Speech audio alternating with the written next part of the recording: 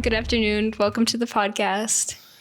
Thank you, Sarah, for inviting me in your podcast. Yeah, absolutely. You have recently returned from the Great Himalayan Trail for the first time cycling it. So congratulations on your return. Yeah. To start off the conversation, can you tell me a little bit about how you first got into cycling? I got into cycling first in around end of 2005, and I started as a mechanic, and I used to clean the bicycles. So I did that job for a year or two. Okay. And then after that, I slowly more into knowing about the mountain bike scenario and the racing career. So when I'm more into the biking, then I started doing some races here, local races and some national championships and all that. So along with that, I start doing some the guiding as well. So I actually started as mechanic, and then I get into more racing along with that the guiding as well. Okay, so that's it was how I get into. Okay, so a mechanic job kind of got your interest in cycling to start with. Yeah. Yes, yeah. Did you cycle at all in your childhood, or was biking something you'd done previously a lot? No, before that, there was a trail where I grew up. It's northern side of the Kathmandu Valley.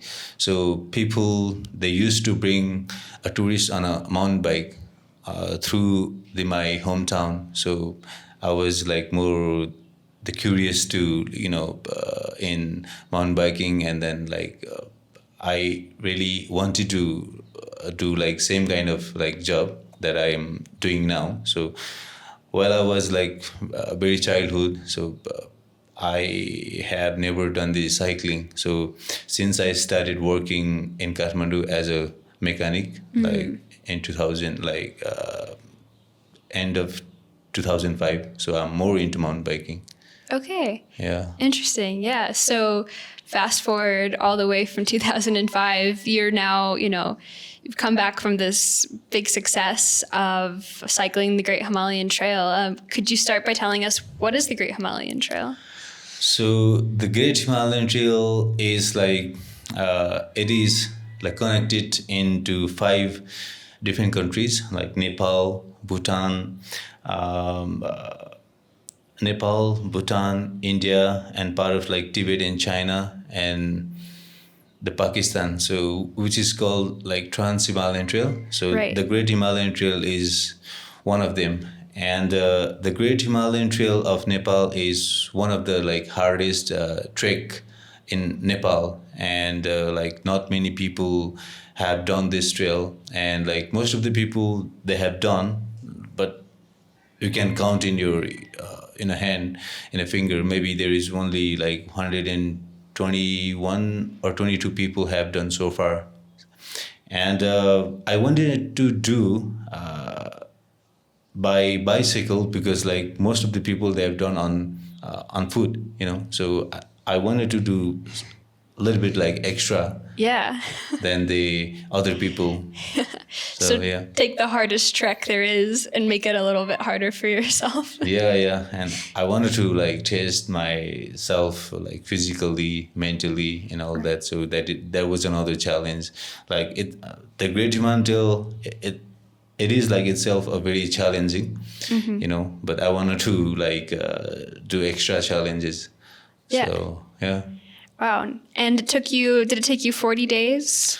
No. Shorter than that? It took me 88 days. 88 days. Yeah. Okay. I started from the Kanchenjunga Base Camp, which was far east of Nepal. Okay, so you started all the way from out there. Yeah, okay. from east to west. Okay. Yeah. Nice. I started from the Kanchenjunga Base Camp, and I ended up with in Hilsa, which is far east. Okay, interesting. And I was following along on your social media, like the Instagram account for your ride, and I saw that you broke it down into phases. Correct? Yeah. So how did that work in breaking it up into those separate parts? I had on my whole journey there was like 8 different phases of the Great Himalayan Trail. So the first phases was like from Kanchenjunga to the place called Yanglekharka. I don't know how many people know that the place or not, like the particular place, And then from there, like from Yanglekharka, I came over the what do you call it, in like a Everest region. So that was another phase from Everest to before I get into the Langtang, there was the place called Last Resort. There was like third phase, and then from Last Resort to the Langtang, Sapurvesi was like my fourth phase, and then from there to the Manaslu area was fifth phase, and from Manaslu area to what was that name? I forgot. Jomsom. Okay. That was phase 6, and from not Jomsom, Jumla, and from Jumla to Mugu was from Jumla to Dolpa was another phase, phase 7, and then from there, like the end trail was in Humla was the like last phase of the trip. Wow, so you're really getting to see all across Nepal from all across, crossing multiple districts to wow, really one of those phases sounds like quite an achievement. So the fact that you did all 8 of them the entire thing, how far is that in kilometers approximately do you think you covered? It is around like 1,700 kilometers long. Wow. Yeah. I can't imagine walking that, let alone cycling. Usually people, they do, they break down the trail. Like there was a lot of like foreigner people, they come here to do that, the Great Himalayan Trail by like, they're breaking in a year and year. So this year, if they come and they do like 2 or 3 phases, and then next year they will come and do the rest of the like phase. So like people, they used to break down the phases like 3-4 phases. Okay. They finished it. So, but I did in one go. 88 days. Wow. So that's obviously a very impressive achievement, but I'd love to also know about like the why factor.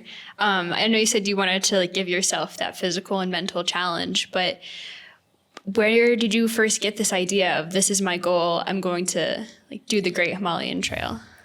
Yeah, since I heard the Great Himalayan Trail, I start like knowing about more like what is the Great Himalayan Trail and what can you see, and how the life of the local people who lives in the Great Himalayan Trail. And like I also want to like know more about like education and all that. So I did talk to like few local people from the Great Himalayan Trail, and like when I talked to the people there, like they said like they have some like issues with living the daily life.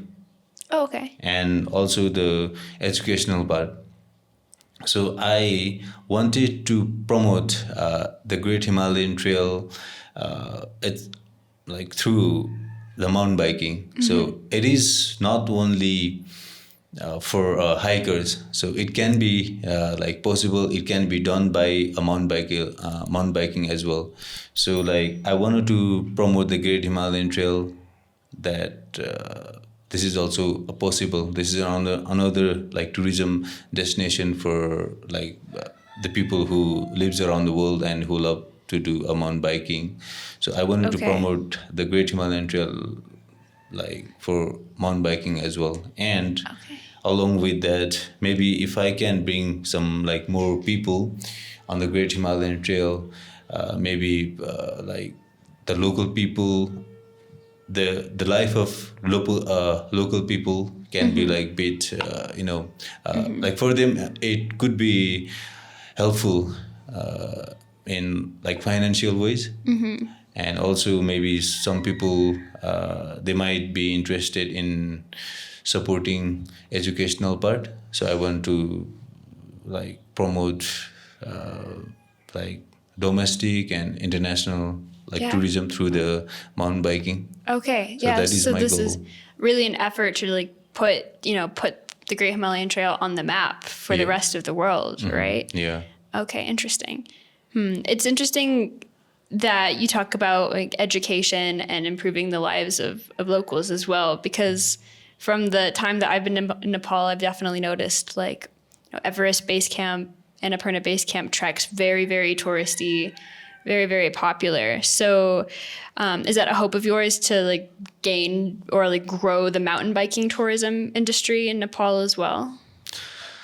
Yeah, that is my main goal, Okay. to promote like mountain biking in Nepal, Yeah. especially in the Great Himalayan Trail, and not just in a Great Himalayan Trail. Like there is so many like trails we haven't we haven't explored yet. So there is many more trails, and I have seen like so many possibility on the Great Himalayan Trail. It needs to work a little bit on the trail, and maybe like government or like Nepal Tourism Board should work on that. So if we all can work together, it will be like definitely we can organize a mountain bike trip, or we can like promote the Great Himalayan Trail through the mountain biking.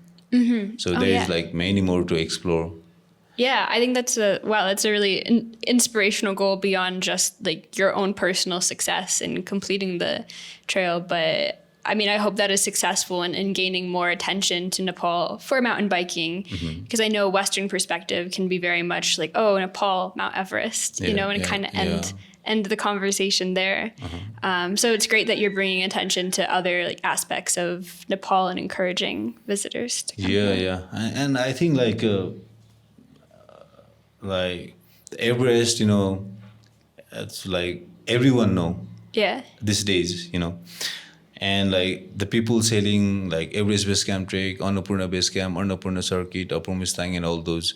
So beside that, there is still much more to explore in Nepal, and we haven't explored. And the people who lives in the world, they have no idea what we can see, what kind of like culture, what are other mountains, and what are the lifestyle who lives in the like Himalayas. We haven't explored yet. Yeah. So I'm trying as much as I can. So I want to promote the like rest of the trail, except this like Everest, Everest Base Camp, Right. Annapurna, and all that. So we still have a lot of the places and the culture. We have like so many spiritual like places here in Nepal. Yes. So Yeah, I love that about your I wanted country. to Yeah. promote all those things. Nice. Let's see how it goes. Yeah, I know. So I grew up in Colorado in the U.S., and my roommate is a fantastic mountain biker, and there is definitely a strong mountain biking community, at least in the mountainous areas in the U.S. like Colorado. And I don't think people even realize that mountain biking is like there are those opportunities for mountain biking in Nepal, or that Nepal could be the next like hotspot destination for mountain biking. Yeah, exactly. Yeah, I would love to ask you also talked a little bit about your experience as a guide. So what is it like to guide mountain biking? That's got to have some unique challenges compared to trekking or climbing. Compared to like trekking, it is like a bit more challenges, because like in trekking, like people only might they might have the problem with the altitude sickness and all that. But in mountain biking,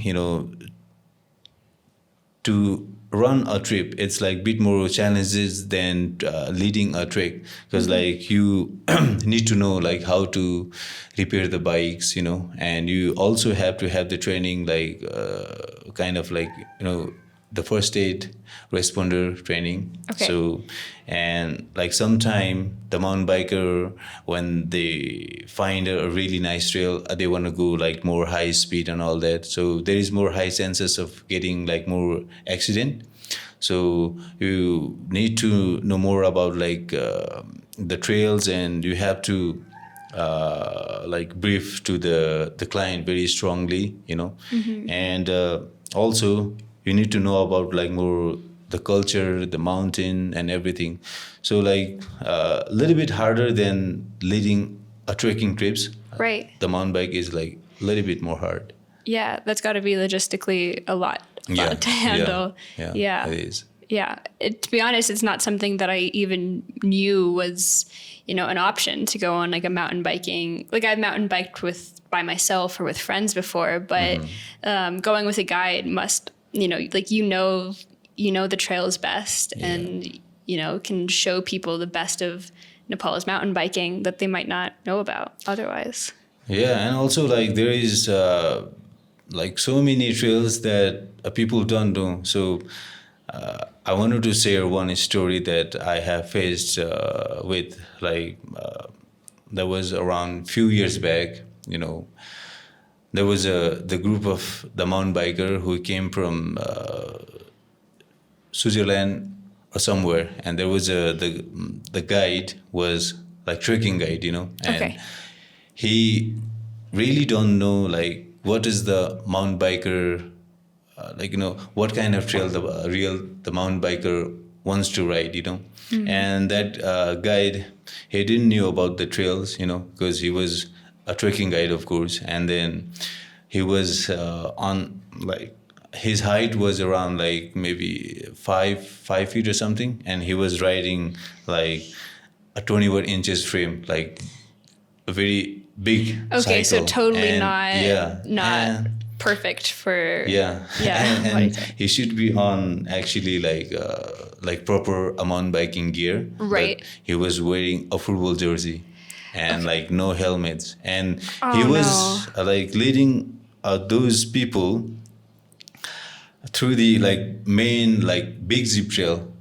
There was the trail on the side, who is like he doesn't know, but the people I can see, because like when I see their bikes and and everything, they like usually came there for a real mountain bike ride, technical single track and all that. But the guy who was leading, like he was just like riding on a main zip trail.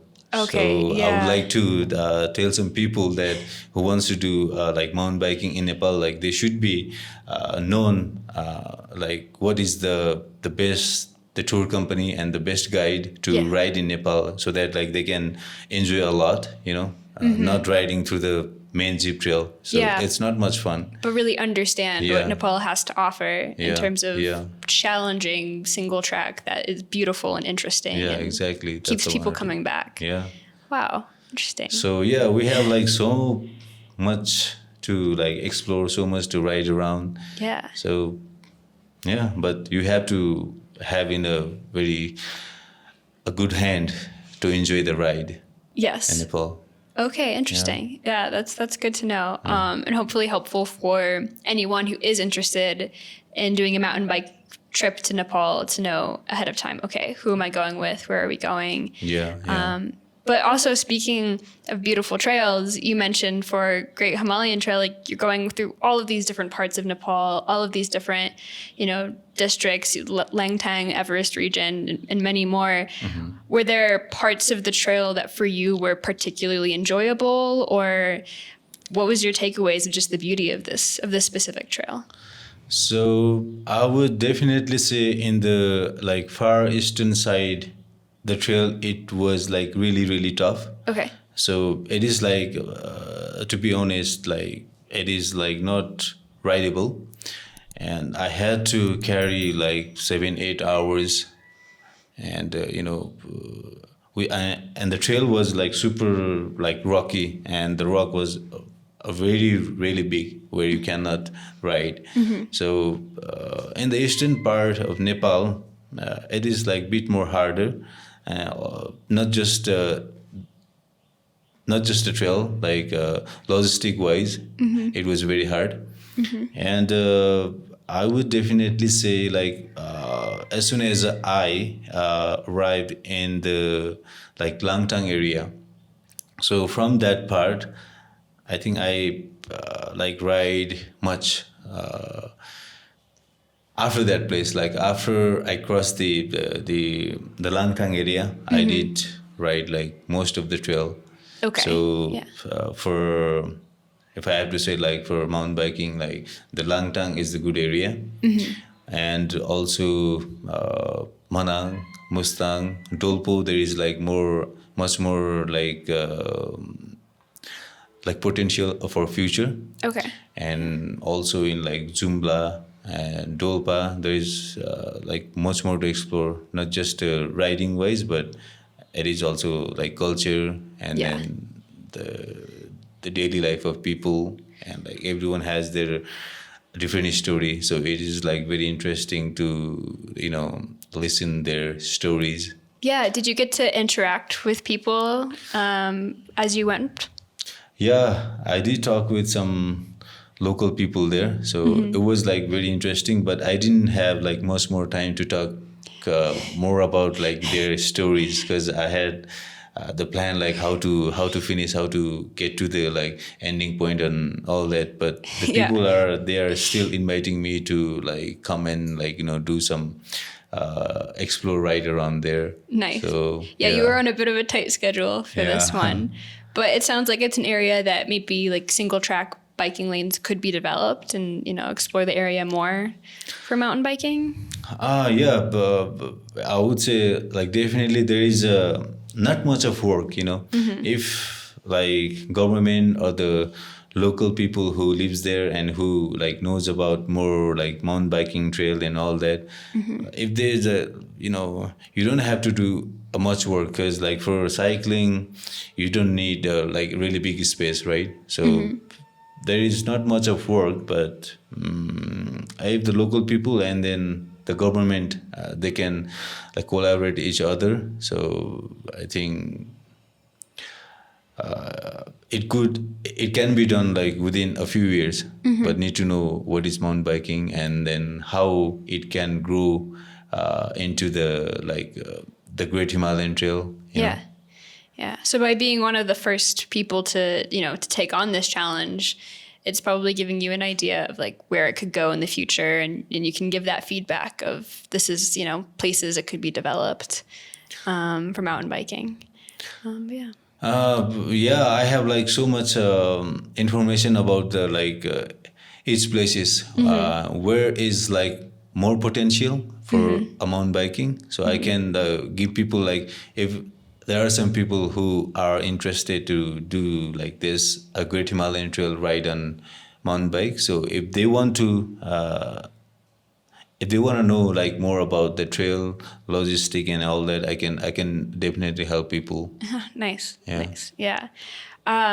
You already mentioned that in eastern Nepal, the trail was quite challenging. It's a lot of, logistical challenge there as well. But I did want to ask, like, what were some of the physical, mental, or logistical challenges that you faced?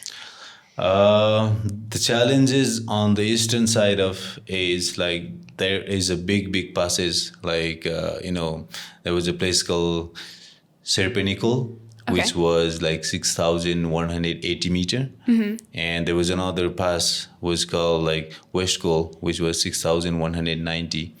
Wow. Are And- you cycling at these passes or carrying your No, bike? I was like, I did like took off the both wheel. Okay. So I was carrying the wheel on the bag, and then the frame was on my shoulder Okay. above my backpacking. So there is like no way you can Yeah, cycle no there. way at all. So Yeah. it was like a carrying. Yeah. So those part was really hard, because like you have to have the gear of like full gear, like the climbing gear. Yeah, you've got a harness crampon, harness, and Wow. rope and everything. So there was like very much challenging part for me. And there was the challenge I faced was one of the pass called like Tasilapsa Pass. Okay. That was like almost 5,800 meter. So you're literally climbing 5,000, 6,000 meter passes and also carrying a bike at the same time. Also carrying a bike. Wow, it's really, really impressive. Yeah, and there was one section like I had to like walk the one whole day on the glacier. So it was also like very frustrating. Yeah. And also, you know, Heavy. it was really hard to like walk on those on top of the glacier because there was like so much rocks. So when I step up like here, my foot was slip, and then you know the step up like somewhere. Yeah. So it was like really hard to walk on that glacier as well. And there were like few places where I had to like use a rope to climb and to like pull the bike and to descend the bikes. So that was like more challenging part. And somewhere like due to the you know the not on the GST trail, there was like not much of the how do you call this, like sign, you know, the trail sign. Yeah. So there was no trail sign, so I lost a few times. Okay. So and there was some section I had to change my route due to the heavy rain, because like I was going to say you're trail, doing this during the monsoon season. Yeah, during the monsoon season. So Wow. I had to change some like route. So. Yeah.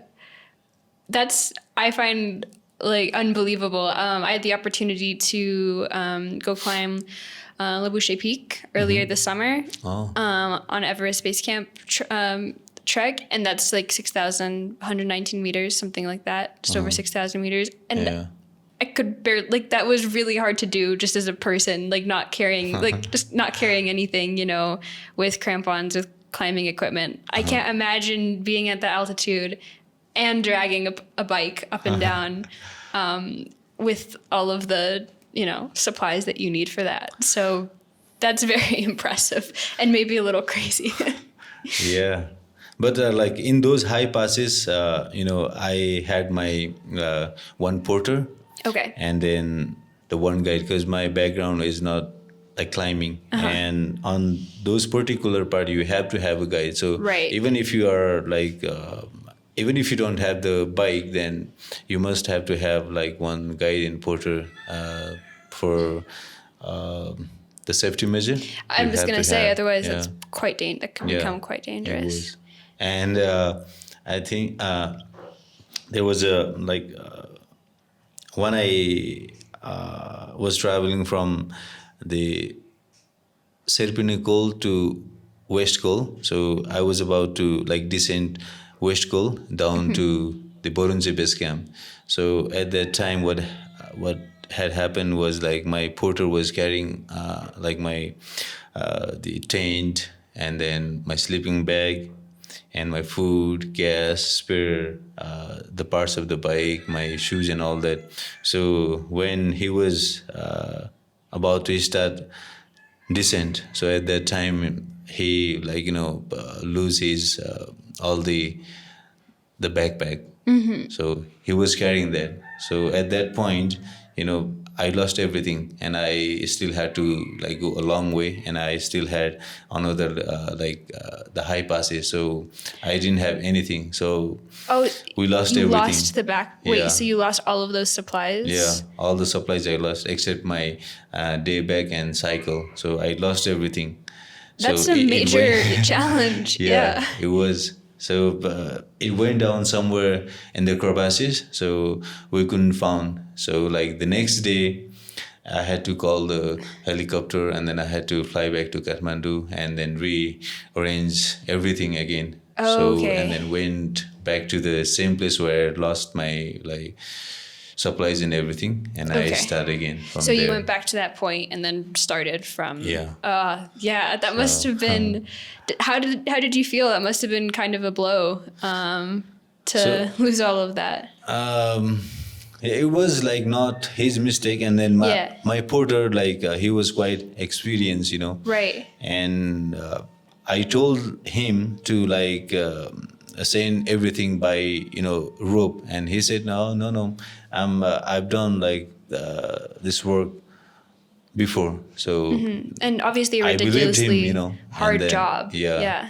it was really hard, and then I believed him, but accidentally, it was not his fault, you know. Yeah. I would say, and like by mistake, like by fault, like he slipped his foot from the top of the waistcoat, and then like we lost everything there. Yeah. Well, accidents happen, but I'm just glad Yeah. that you, the porter, the guide were all safe. Yeah, because yeah. that's That was ultimately the most that was the important main thing. Important Yeah. part.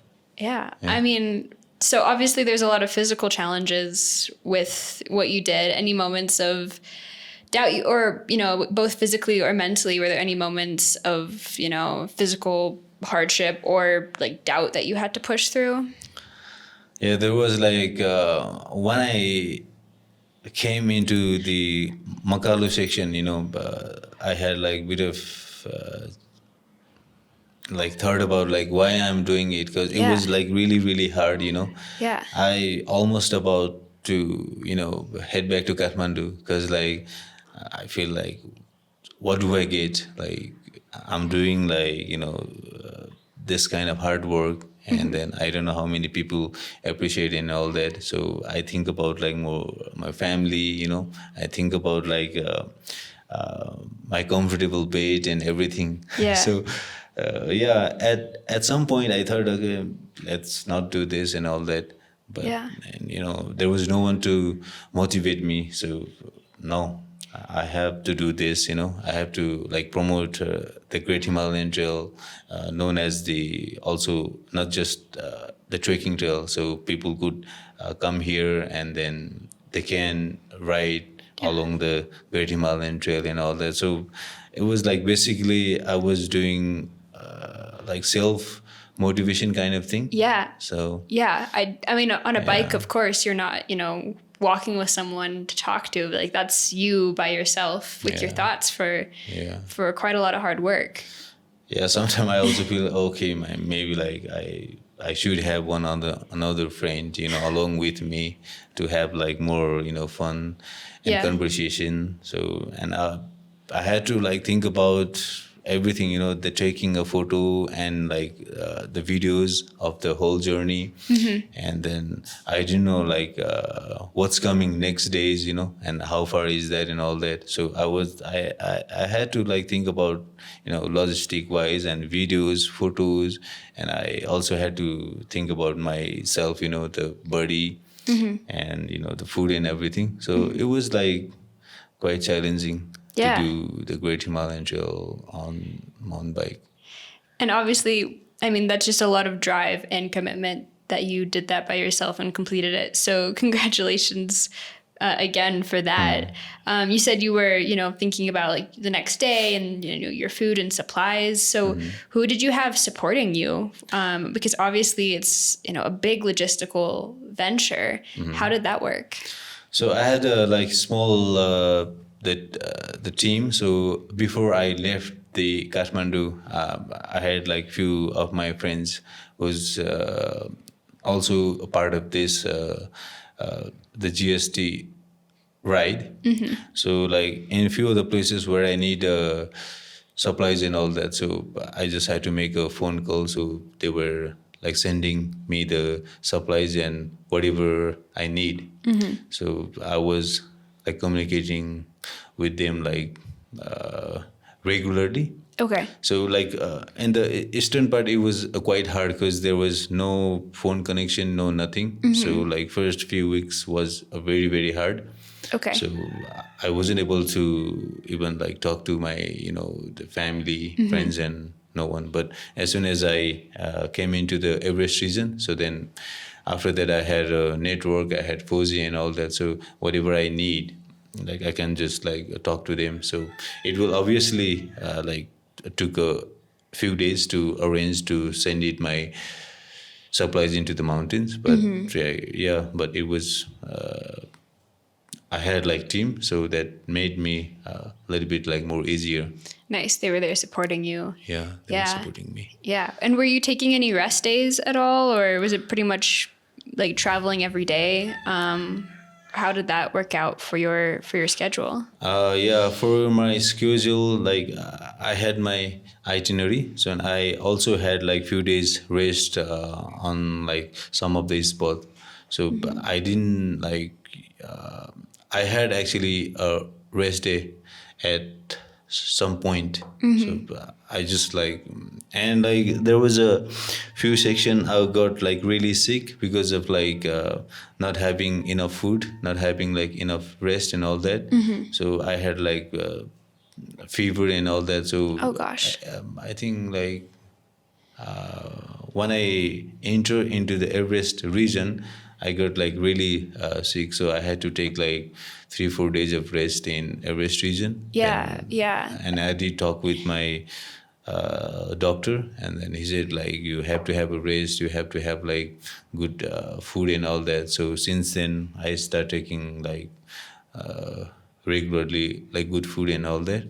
So after that I think was fine. You just recently got back about like 9-10 days ago. What's the reception been? How has it been to come home?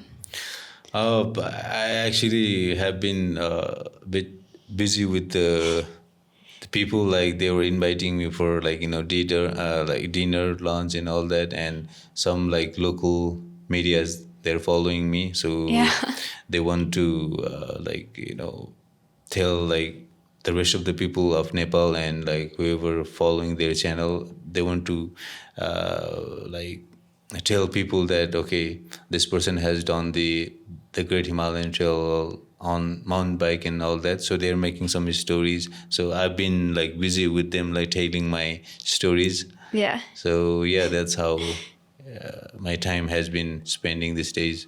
Wow. So you've gone from the quiet solitude of mountain biking to being back in a city with lots of people talking to you about your experience. And I'm a little bit busy with like preparing for my book and then the documentary movie. So I'm also like talking and meeting few people how it could be better, how it could be like more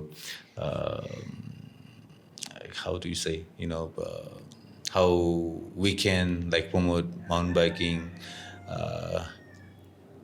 the scenario in Nepal and all that. Okay. So we are talking with like few people how it could be, it could like done be better. Yeah. Okay, so talking about like how to, generate this mountain biking attention, like you were talking about earlier. But yeah, and you're working on a book too. Could you tell me a little bit about that? So basically, like I'll be writing in a book the whole journey, like how it was, and then what kind of the struggle that I have to face, and then I'll be like basically writing every day my journey, how it was, and then why I'm doing it. So what is the benefits of like doing the Great Himalayan Trail, and then how it can be like supportive to the local people and all that. Yeah. So you've done this, very impressive trail, and you're writing your own book about it, working on this documentary. So I guess for everyone who's asking about this, major success, what do you hope people know? Like, what do you hope people take away at the end of the day? Like doing the Great Himalayan Trail is, itself, it's a very great achievement, Yeah. because like doing like you will be like going through like so many spiritual like places here in Nepal. So I think like if you do this, like people can have like new feelings, and I don't know how to say, we have like a lot of like the culture thing and like spiritual places and all that. So if like some people, they are like stress of like working, and all that. So if they like go there and spend a few days, or like few weeks up in the mountain area, they could come back with their like fresh mind, and they could like work again as a like fresh mind and all that. So maybe like if you go there, you can come up with some like lots of good idea, good vibes and all that. Yeah. Okay. Yeah. Go to the mountains and Go to the mountains. Yeah. You feel free, Yeah. come with some like new ideas and all that. Yeah. And for you personally, was that what your trip did for you as well? Give you that, spiritual reflection or That's inspiration? that how I'm feeling, actually, I didn't like work since the COVID, like I used to work, every season, but this season after the COVID, I was like more upset, and then stressful because like I haven't like worked since the COVID. Still, like I haven't got any job yet. So, and it was like very hard because I have family I have to look after and all that. And it was like really stressful for me. So when I like went up in the mountain area, I come up with some like new ideas. So I forget about like all this stress. So I'm coming with my like new ideas, how I can promote Nepal, how I can like motivate myself and all that. So I think I'm very like positive after this trip. So I have a lot of ideas now. Nice. Yeah. Yeah, I totally relate to that feeling. Going to the mountains is like being in another world, and like mentally is so calming and clearing, and it changes your perspective so much. Yeah, it does. Yeah. It did it to me. So how did it feel to cross the finish line? Oh, actually, like at the end, when I ended up my ride in Hilsa, which was like China and the border of Nepal. Yeah. So I went there around 8 o'clock in the evening. Okay. So at that time, I felt like, the Nepal side was quite dark, Yeah. And when I look on the other side of China, it was like so many lights, and all you that. could So see, like in the night, you could see all of the lights. And like most of the hotel where I ended up, like in Hilsa, like the big hotels were closed because of the COVID and all that. So I had to spend that night very, we call bhatti in Nepali. So where like people can come and like have some snacks. Then drinks and all that. So I spent that night there, and then next morning I woke up, and then I was like walking down to the border. There was a bridge, and then when I look up from there, the other side was very the solid, the blacktop road, and then our side was it's like very messy. There was not a proper road, Okay, and I interesting. feel like I can feel the difference between the rich country and the poor country, Yeah. And you're seeing it so like plainly in that moment. Yeah. The other side was very, very organized, and our side was like, kind of mesh, nothing is organized and all that. Yeah. Yeah, that's an interesting observation also to make when you're probably very tired. You've been, doing all this biking. So I love that your reflection is not necessarily one of what you just accomplished, but, Yeah, and I also felt like, like everybody say like Nepal is very small country, and it's like poor country. But I felt like doing this GST, I just did the part of the Great Himalayan Trail, and it took me almost like 3 months, So not that small. So it's not that small, and people say like very like it's a poor country, but I would say like there was a the the people who lives up in the mountain area, like hardly they are very rich. I spent a few nights where we call like karka. The karka, it means like where during the monsoon season they used to take their the yaks and buffaloes, cows and all up in the high area where there is a like grasses and all that. So in that area, like I had to spend with them, and then they used to give me a free food, and then the yogurt, the very local, the yogurt and milk, and I try to pay them, but they're not like they're not accepting that money. Yeah. So like the hardly, and then spiritually, and the culturally, I would say like we are very rich. Yeah, rich in hospitality. Yeah, hospitality. Rich in beauty and and the kindness of the people. So yeah, that's what I feel. And and for like doing this, the GST trail, I need you have to have some kind of like the combination of like the time and the money and the passion, which is like most important. Like for example, why I'm telling this is if you have money, if you don't have time, you can't. If you have time, if you don't have money, you can't.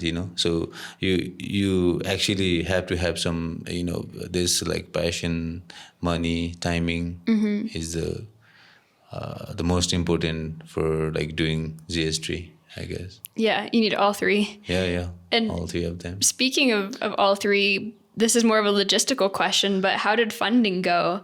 I know there was I've seen your GoFundMe page and crowdsourcing. So was that difficult to do? Yeah, like getting the fund was like most a challenging part. I don't know how does that work outside of Nepal, but here in Nepal it was really hard for me to get the funding. And since I have a lot of like friends along, so there are people there are some like friends who helped me along with it. Like for example, like there was the friend of mine who runs the bike the dirt bike tour company. It's called like Off-Road Nepal. So that friend, he helped me beat. And then there is the BNB hospital, and I used to ride with the owner of the BNB hospital. So he supported me a bit, and then he did talk to another guy from the NME bank. So they support me a bit, and then like there is some more like the caliber shoes, and then the TFT and the Everest outfit was like our local, the outdoor like trekking, the equipment, the company, they helped me a bit because like all of them, they were like a friend of mine. So the community of the friend circle, they helped me. So it's a group like, effort, communal effort for you. Yeah, it is like, it is, Yeah.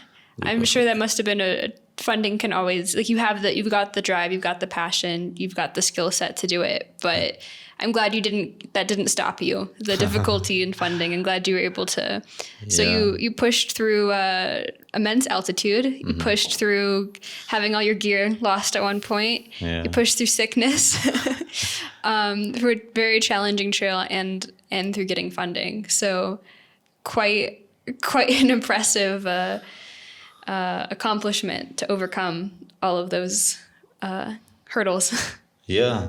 So it was very challenging. Like finally I made it. So I would like to thanks to all my friends, whoever was on this project. So without them, it was it won't be like succeed. So they helped me to get success on this project. So I would like to say thank you once again at the end. So I'm looking forward to like my documentary movie, and I also need like a fund for that. So I'm looking for some like fund for that, and also like writing a book, and let's see how all this goes. Yeah.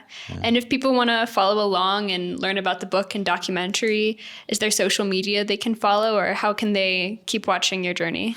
Yeah, there is like social media. It's called like GST on Wheels. Okay. That's my Instagram. Also, I have in Facebook and the Twitter, and also have the website. So website, it's not updated yet because I'm going to update my website soon as possible. Great. So in the first phase, like there was in the website, like why I'm doing it, and what is the benefit and all that. So there is like a bit of everything about me, why I'm doing it, and everything. So I have done it, I've completed it. So now I'm going to update the website very soon, and website is like gstonwheels.com. Nice. Fantastic. Yeah. Cool. So for any audience members who do want to follow along and, stay tuned for the book and the documentary, I know I'll definitely be following along, at least on your Instagram and website. Yeah. So great. Do you know what's next for you? I still have something in my mind of this GST. So Yes. that, I don't know, let's see how this goes first. I guess it's only been 10 days since you came back. Yeah, I have Rest another plan, little. along with this GST. Okay. So I don't want to tell in front of everyone right now, but I have in my head. So let's see how this documentary and all this the book, the project goes, and then after that I can definitely come up with my next project. Yeah. Well, you definitely caught people's attention. I know I, for one, am very excited to see what happens next for you. Yes. So congratulations again. It's really, really great to hear about your story and, all of the work and logistics and support that went into it for you to have this success. So yeah. And I also hope that, the work you're doing does generate more tourism to Nepal beyond just, people's knowledge of Everest, but does generate, mountain biking as an opportunity for tourism in Nepal and brings more visitors to what I must say is a really beautiful and kind country. And continues to develop knowledge of areas that maybe people don't know about and could use that education and that economic benefit as well. So, yeah. Yeah, I would like to say thank you to Sarah. Thanks to having me here. Yes, absolutely. And thank you for this spot. Yeah, thank you. Great. All right. Your perspective and reflection on it. Yeah, let's see how it goes. Yeah. Thank you so much for thank being you for willing having me here. Chat with me. Yeah. As a very amateur mountain biker, love it's super fascinating and inspiring. Nice. All right. That's about it.